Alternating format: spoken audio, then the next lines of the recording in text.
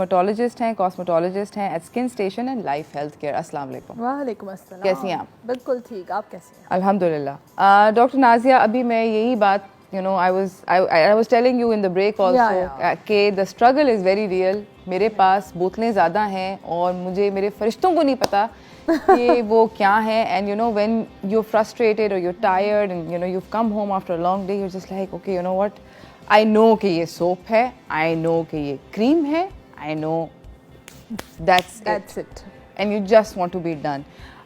There are products जिनके नाम मुझे नहीं आते थे पहले, तो मुझे ऐसे लगता था कि वो मुश्किल से ब्लड टेस्ट टाइप के नाम है। रेटिनॉल लगा लो, हाइलुरोनिक एसिड लगा लो, नाइसिनामाइड लगा लो,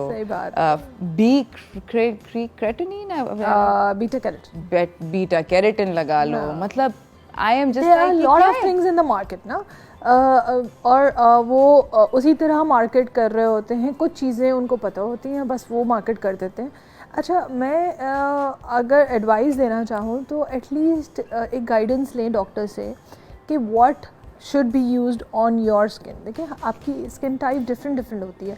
किसी की ऑयली होती है, किसी की ड्राई होती है, किसी की कॉम्बिनेशन स्किन होती है। So every product is not for you. किसी सेंसिटिव होती है, एक्ने प्रोन होते हैं। So it is not like अगर वो मार्केट करें कि जी आप नियासिनामाइड यूज़ कर लें एक्ने पे, तो आपने यूज़ कर लिया, नहीं, it has a different sort of reaction on every patient. Lot of patient comes to me कि लाइक जी मैंने नियासिनामाइड यूज़ किया था लेकिन मुझे एक्ने हो गई। मैं तो एक्ने को सही करने के लिए, धब्बे सही करने के लिए किया था, लेकिन उसके बाद मुझे इतनी सारी एक्ने हो गई और ड्राई पैचेस के साथ आ जाते हैं बिकॉज उनकी ऑलरेडी स्किन ड्राई थी, नियासिनामाइड उसको और ड्राई कर देता है। तो उनको तो पता ही नहीं था। एक काम करते हैं, मेरे ख्याल में यहाँ पे हम नोट सारे के सारे बनाते हैं। हम डॉक्टर साहिबा से एक एक करके हर प्रोडक्ट के बारे में पूछते हैं, जिसका फॉर्मूला होता है। स्पेशल फॉर्मूला बेच रहे होते हैं, कंपनी कभी कुछ होती है कभी कुछ होती है, बट वो फॉर्मूला वो सेम होता है। हाँ, फॉर्मूला जो बेच रहे होते हैं। बट उसमें यही है कि आप एक एडवाइस डॉक्टर से ज़रूर लें। आपको पता होना चाहिए कि क्या चीज़ आपने क्या यूज़ करनी है। आप जैसे हाइलुरोनिक एसिड के जो सिरम्स हैं वो आपकी एजिंग के लिए होते हैं। ओके, तो उससे क्या स्किन प्लम्प होती है? इससे प्लम्प भी होती है, उससे एजिंग के जो इफेक्ट्स हैं वो कम होते हैं। So hyaluronic acid is for aging. So I tell the patients, like अब कोई पेशेंट मेरे पास 20 years का आ रहा है, वो बोल रहा है मुझे HA यूज़ करना है, hyaluronic acid. So I'll tell them no, you don't need it because you just as old. You have a stretched skin. Why do you want to use that? मतलब बेफजूल में भी आप तो उसको मैं मना करती हूँ। मैंने कहा please don't use this product, give it to your mom.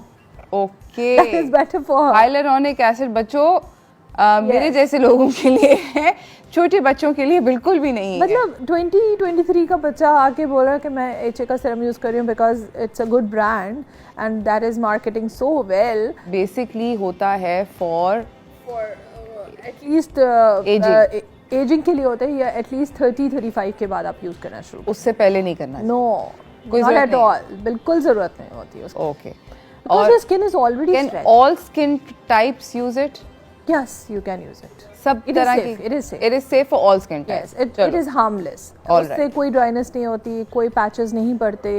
That is a pretty harmless product. ज़बरदस्त। ओके, अब हम अगले प्रोडक्ट की तरफ चलते हैं जो है रेटिनॉल। उसके आजकल बहुत तरह की प्रोडक्ट्स के अंदर आ रहा है जो कहते हैं हमारे प्रोडक्ट में इतना रेटिनॉल है। रेटिनॉल क्या है? अच्छा, देखिए, रेटिनॉल बेसिकली हम उसको किस तरीके से डिस्क्राइब करें। एक बेसिकली सिरम टाइप चीज़ होती है, ठीक है। सिरम है या क्रीम फॉर्म में भी आती है, ठीक है, लेकिन उसको जो है एक्सफोलिएटर की तरीके से आप यूज़ कर लें, समझ लें, ठीक है। जैसे एक्नी होती है, ठीक है, एक्नी को ख़त्म करने के लिए रेटिनॉइड टैबलेट्स भी दी जाती हैं और रेटिनॉल सिरम भी दिया जाता है। ओपन पोर्स के लिए, ब्लैक हेड्स के लिए, वाइट हेड्स के लिए और प्रॉपर एक्ने के लिए। लेकिन उसकी जो मिकदार होती है ना, जो उसकी वो क्वांटिटी जो है वो कम होनी चाहिए, क्योंकि अगर वो ज़्यादा क्वांटिटी में यूज़ होगा तो वो एक्स्ट्रा ड्राइनेस करता है। उसका एक साइड इफ़ेक्ट है कि उसने ड्राइनेस करनी है, ठीक है। तो आपने बहुत पेशेंट को, जैसे जो भी अगर जो रैंडमली यूज़ कर रहे हैं, मैं उनको ये बोलूँगी कि बहुत कम क्वांटिटी में आप यूज़ करें और बिल्कुल टिप लगाएं, बिल्कुल उसको बहुत ज़्यादा रब करने की ज़रूरत नहीं होती है। अच्छा, और ये जो रेटिनॉल का आजकल एक बहुत पॉपुलर हुआ है रेटिनॉल फेरी ग्लो वॉन्ड, यस, जो कि लिपस्टिक की तरह होता है, देखिए उसमें क्या है, उसमें रेटिनॉल उन्होंने कम डाला हुआ होगा और वो कह रहे हैं कि भाई यहाँ लगाओ, लाइनों की ब्रैकेट्स में लगाओ, आपको दुनिया जहान का यूट्यूबर इन्फ्लुएंसर आपको ये करता हुआ नजर आएगा कि वो यहाँ पे लगा रहे हैं, उसके बाद वो स्माइल करते हैं, उन्होंने आई थिंक कोई वीडियो इफेक्ट होता है और वो हसीन लगना शुरू हो जाता है। ऐसा नहीं होता, skin care is always, it takes a longer period of time, it's just the way they market it. तो ऐसा नहीं होता कभी भी। मैं हमेशा अपने पेशेंट्स के लिए भी, अपने क्लाइंट्स के लिए भी बोलती हूँ कि देखिए थोड़ा टाइम लगता है किसी भी चीज़ में। एजिंग के लिए भी अगर आप HA भी यूज़ कर रहे हैं तो it will take some time to give you a good effect. Acne भी ठीक होने में टाइम लगता है, कोई भी अगर पिगमेंटेशन है उसको भी वक्त लगता है। So retinol is actually for acne. Yes, it's for acne and but it is used for मैं आपको बता रही हूँ ना, ओपन पोर्स के लिए भी यूज़ हो सकता है, Blackheads. Yes, black heads, white heads, फिर एक्नी के लिए यूज़ होता है।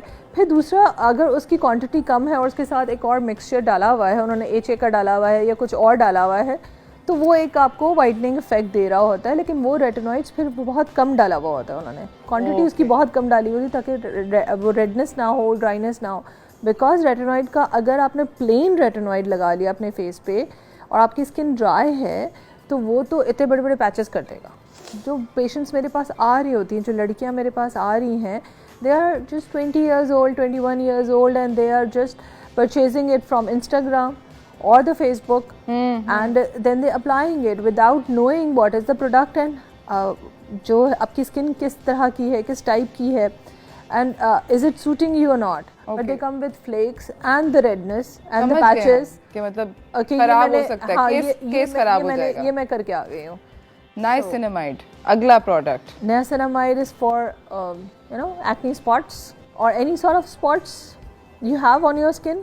जैसे एक्ने के बाद पिगमेंटेशन रह जाती है, मार्क्स रह जाते हैं, तो ये उसके लिए है बेसिकली। ओके, एक जो प्रोडक्ट जो कि बहुत कॉमनली इस्तेमाल होता है विटामिन सी, जो कि फेस वॉश से लेके, सीरम से लेके, क्रीम से लेके, इतनी सारी चीज़ों में होता है।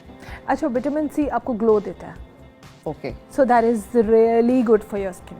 Okay, it is very good for your skin. ठीक है, तो नॉर्मली हम लोग ग्लो के लिए, जो पेशेंट्स आके बोलते हैं ना हमें ग्लो चाहिए, हमें एक बस वो एक अच्छी सी स्किन चाहिए, so then we give them vitamin C serums and that is really good. That is also harmless, उससे कोई प्रॉब्लम नहीं होता। हाँ, बहुत ज़्यादा एक्सट्रीम ड्राई स्किन है तो then I tell my patients कि आप पहले मॉइस्चराइजिंग लोशन लगाएं and then you use that vitamin C serum. Okay. And the serum, it is more absorbable in comparison to the cream. Okay. Serum से ज़्यादा absorption होती है। Yes, उसके absorption ज़्यादा होती है, तो it's better to use the serum, not the cream.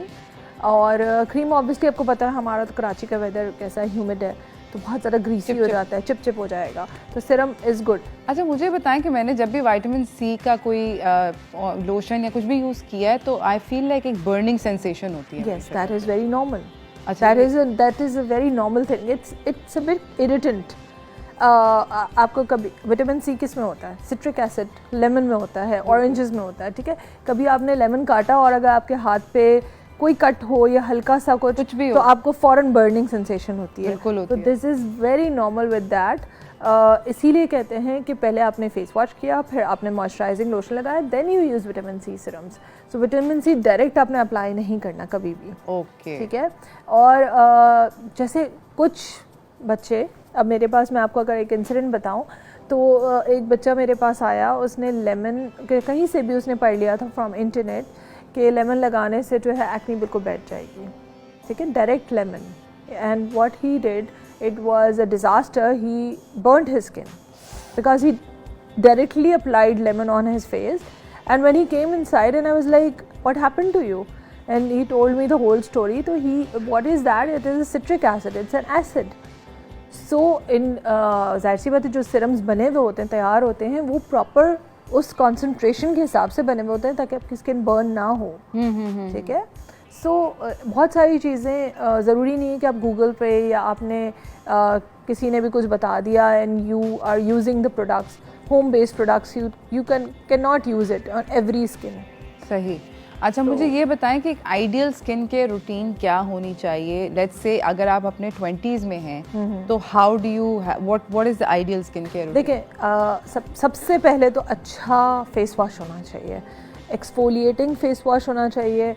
अब ये डिपेंड करता है कि आपकी स्किन अगर एक्नी प्रोन है तो सैलिसिलिक बेस्ड आते हैं, अगर आपकी स्किन वो नहीं है, एक्नी प्रोन नहीं है, ऑयली है, तो उस तरह के डिफरेंट किस्म के फेस वॉशेस आ रहे होते हैं जिसमें इस तरह की चीज़ें डिलीवर होती हैं जो आपकी स्किन को हाइड्रेट भी करती हैं और क्लीन भी करती हैं। ठीक है, फिर उसके बाद आपने सन ब्लॉक लगा लिया। Sun block is ideal for 20 years, 20-25 years. SPF क्या होना चाहिए? SPF, लोग 100 का SPF लगा के, ठीक है।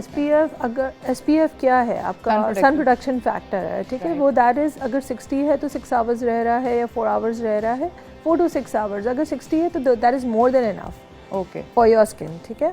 अब जेल बेस्ड आते हैं, क्रीम बेस्ड आते हैं। जेल बेस्ड है तो आप ऑब्वियसली गर्मियों में लगाएंगे, क्रीम बेस्ड है तो आप सर्दियों में लगाएंगे, ठीक है। So we need to change that according to the weather. सही है। एक तो ये है, दूसरा ये कि अगर आपने मेकअप किया हुआ है तो obviously for young girls I will tell them to always remove the makeup, as in जब वो थके हुए होते तो ऐसे ही सो जाती हैं। तो that is a bad disaster for your skin, because आपके क्लॉक पोर्स हो जाएंगे, आपको एक्नी हो जाएगी। आपको प्रॉपर मेकअप रिमूवर चाहिए, ठीक है। आप समझ लें माइसेलियर वाटर चाहिए, अगर वो उससे वॉश करना है उससे कर लें, वरना क्लिनजिंग मिल्क्स आते हैं बहुत सारे, आप उससे वॉश करें, अपना मेकअप रिमूव करें, then a face wash, then moisturising lotion and any sort of serums.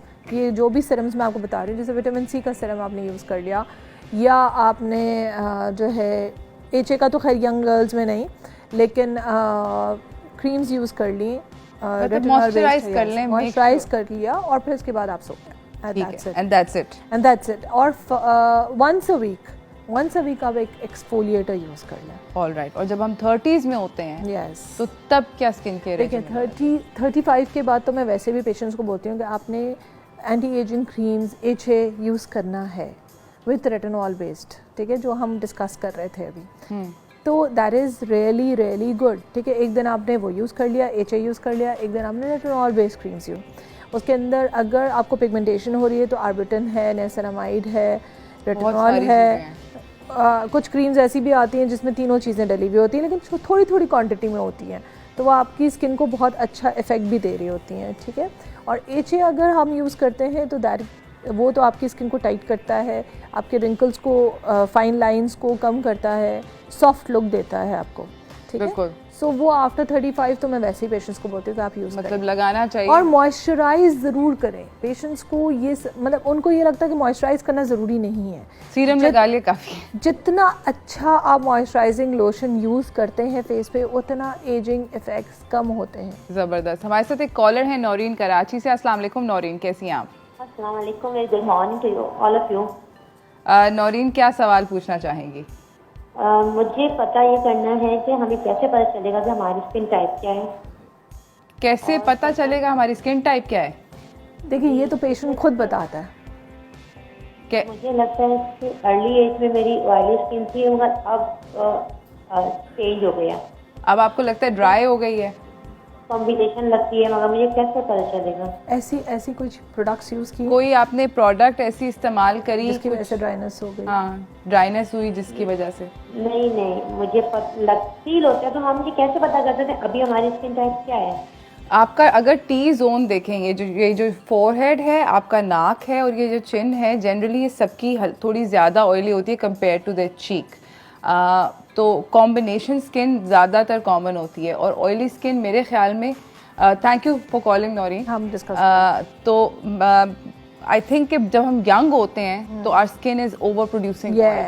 बचपन में वैसे ही सबकी स्किन ऑयली होती है, सब लोग पराठे लग रहे होते हैं। और स्पेशली आप कॉलेज जा रहे हैं, आप स्कूल जा रहे हैं, बहुत ज़्यादा गर्मी में होते हैं तो बहुत ज़्यादा सेबेशियस ग्लैंड एक्टिव होते हैं।